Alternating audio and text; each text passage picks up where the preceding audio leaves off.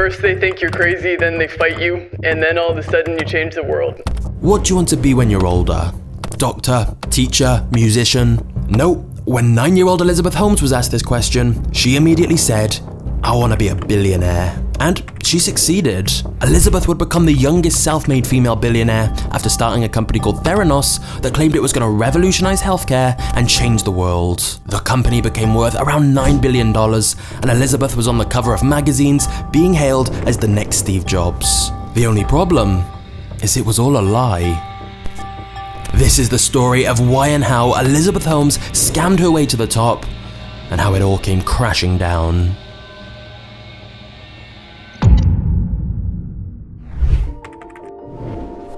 Can you tell us a secret? I don't have many secrets. At the age of just 19, Elizabeth Holmes dropped out of Stanford University to start her own business. It was originally called Real-Time Cures, but Elizabeth changed the name after worrying people would be skeptical of the word cures, and she certainly didn't want to attract any suspicion. So she instead renamed it Theranos, a combination of the words therapy and diagnosis. Elizabeth had a phobia of needles, and had a vision where you could simply prick your finger and with a single drop of blood test for hundreds of different diseases. Since Elizabeth came from a well-connected family, she was able to raise some initial money to get the company up and running to pursue this idea. She was also a very persuasive saleswoman, and investors were drawn in by her vision and confidence. What was noticeable though, is the people who invested did not have medical backgrounds. In fact, some of the experts in this field that she spoke to specifically warned her that her idea most likely wasn't even possible. But Elizabeth ignored those warnings and began hiring a team of scientists to help her. Unsurprisingly, progress on this revolutionary new blood testing device was a lot slower than she'd hoped. So she demanded that research start happening 24/7, meaning some employees would have to start working through the night. The lab manager thought this was a bad idea as they were already so overworked. So Elizabeth hired a second team and pitted them against each other. The team that made the least progress would be fired. By 2006, the engineers had created a prototype machine called the Edison. Here's how it worked. You put a drop of blood on a small cartridge and slide it into the machine, which runs the test. The data is then wirelessly transmitted via the internet to a lab, where it's analysed and then a report is sent back. Basically, the machine would make blood tests much faster, cheaper, easier, and all from a portable device you could use in the comfort of your own home. At least, that's what the machine claimed to do, but it very rarely worked and had an extremely high error rate. It was clear to everyone working on the machine that it needed a lot more work before it was ready. When I was there, we could not complete any test accurately on the devices that we were manufacturing. The problem was that by this point, Theranos had burnt through its initial funding, and they needed more money fast. So Elizabeth began sweet-talking more investors, bragging about this revolutionary new machine they'd created and claiming that it worked perfectly. When investors asked to come see the machine in action, Elizabeth created an elaborate deception so they didn't realize how faulty the machine was. They would get their finger pricked with a small amount of blood, then they'd be let out of the room, they'd go have a meeting, go have lunch, whatever, and at which point an engineer would run in the room, grab the cartridge, bring it out to the lab. So was the Edison doing the testing? No, absolutely not. Who was doing the testing? It was scientists at the bench. When the investors returned to the lab to see their results, they just assumed the machine had worked perfectly. But the test hadn't even been done using the machine. The demonstration was all a sham. But the investors were fooled. Many of them were rich older men who seemed especially taken in by Elizabeth. When the company's financial officer found out about this, he told Elizabeth they had to stop doing fake demonstrations because it was misleading investors to think the machine worked much better than it really did. And not just that, Elizabeth had also been asking him to significantly increase the revenue predictions to make the company's finances look much better than they really were. When the financial officer confronted Elizabeth about all this, her expression immediately turned ice cold, and she told him he should leave right now. And she didn't mean leave her office, she meant leave the company. For daring to push back against what she was doing, he was fired. And to make things even worse, Elizabeth never hired another CFO to replace him, meaning there was nobody to question the absurd revenue predictions she was giving to investors, so she could easily make up whatever numbers she wanted. And it worked. Theranos raised yet more millions of dollars in funding.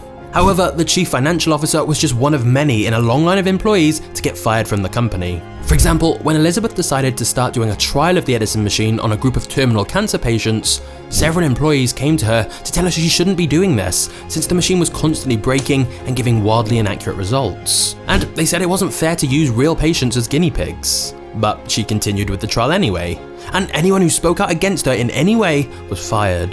When someone questioned her, she took it as disloyalty and would stare at them without blinking until they broke the silence. Because of this culture of firing anyone who raised concerns, staff turnover was ridiculously high, and Elizabeth ended up being surrounded by yes men who had blind loyalty to her, or people who were simply too terrified to speak up. For example, the company hired quite a few workers from overseas who had a working visa, and would have to leave the country if they got fired, so they didn't speak up about their concerns. It actually wasn't Elizabeth who did most of the firing though. Instead, it was the number 2 in command at the company, a man named Hahoany. He'd come from a software background, so knew very little about medicine, and would often randomly repeat technical terms he overheard to make it sound like he knew what was going on.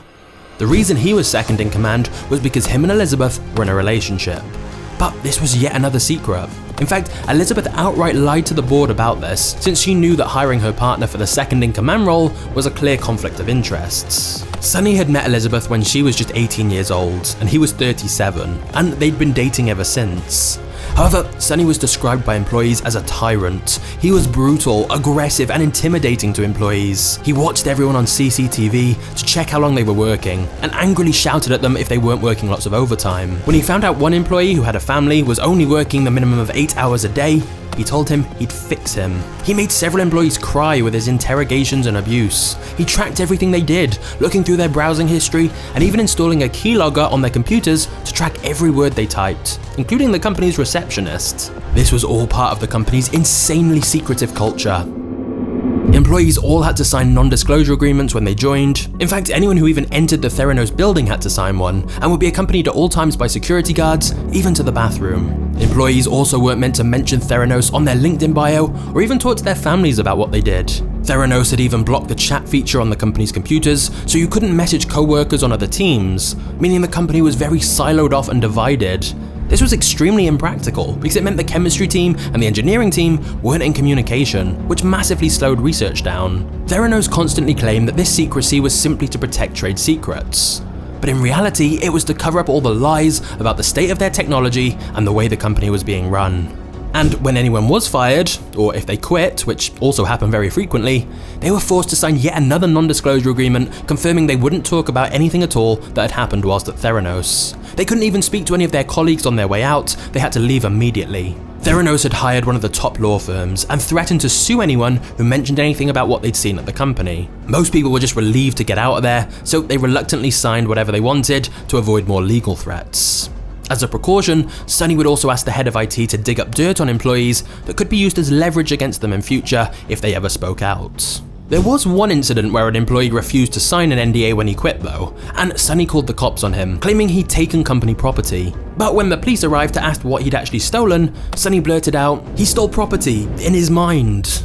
So to summarize, it was an anxious, paranoid work environment. And yet, despite that, many in the company believed they truly were working towards something revolutionary. Elizabeth constantly reminded employees how impactful their technology would be in making tests more accessible to everyone. It would help detect a variety of diseases, including cancer, and thus saving lives. There was a strong driving mission, and Elizabeth had them all convinced they were going to change the world. You want it to be true so badly. I was working with these devices every single day, and she could still kind of convince me. And so, whilst many employees did have concerns that the device they'd created still wasn't working the way Elizabeth claimed it did, obviously Theranos wouldn't actually start letting the general public use these machines until they were properly working. Right? But before that, I want to tell you about today's video sponsor, PureVPN. If you're browsing the internet without a VPN, your real IP address is visible, meaning sites you visit can see your location. Whereas with PureVPN, they have a strict no logs policy, so you can browse online safely and anonymously. They also have thousands of servers across 78 different countries, meaning you can change your location, bypass geo restrictions, and unblock all major streaming services like Netflix.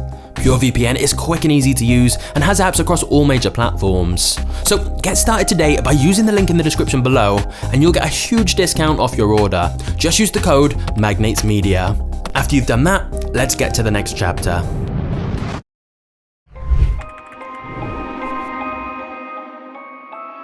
In 2013, Theranos announced a partnership with Walgreens and Safeway, where they would start offering Theranos blood tests in their stores.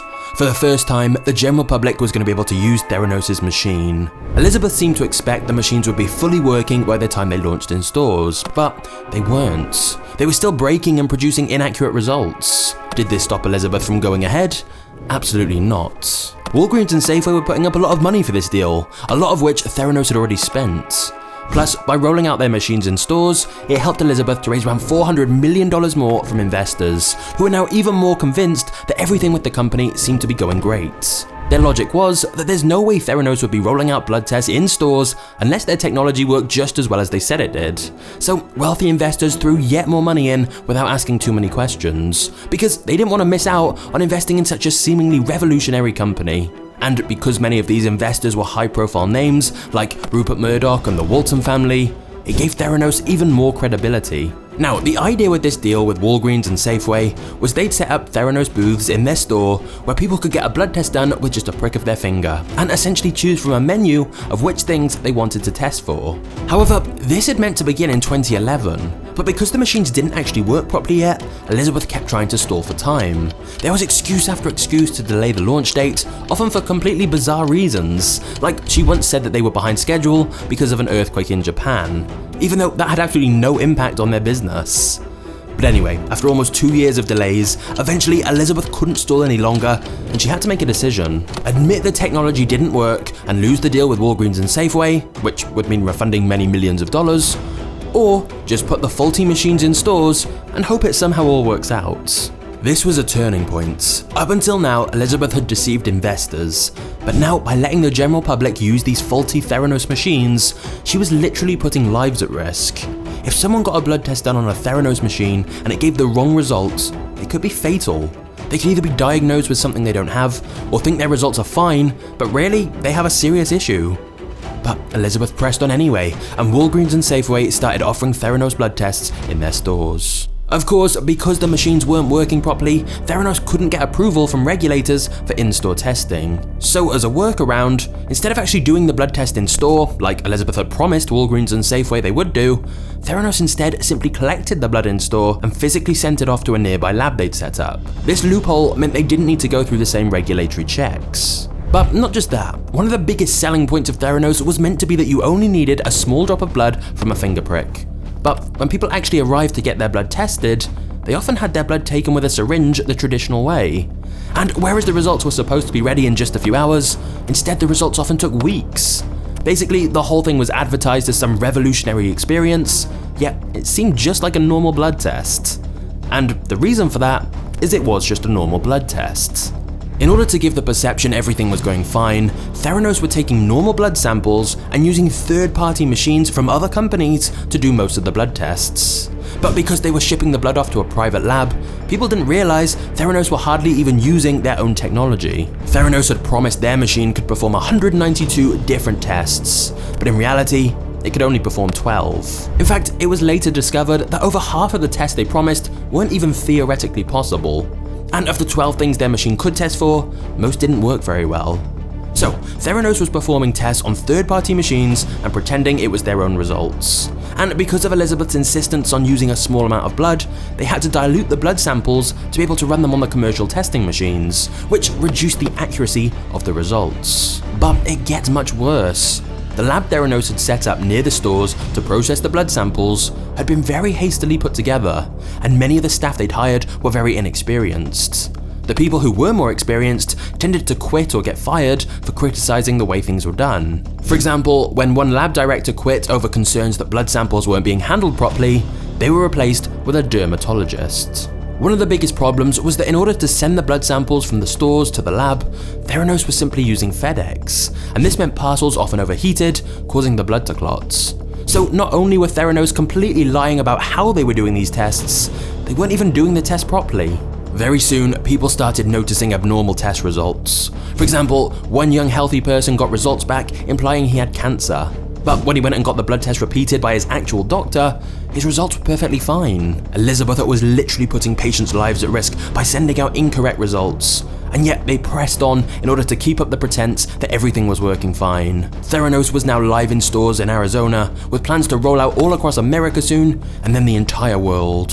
And yet, whilst internally in the Theranos labs there was chaos, externally, Elizabeth was securing yet more funding from investors and starting to gain publicity and fame. In 2014, Forbes named Elizabeth Holmes the world's youngest self-made female billionaire, worth $4.5 billion, because she owned around half of Theranos shares, which was now being valued at $9 billion. Which raises a very simple question: how the hell was she getting away with this? To find out the answer to that, click right here to watch the second part of this Theranos mini-series. I'll see you there in part 2.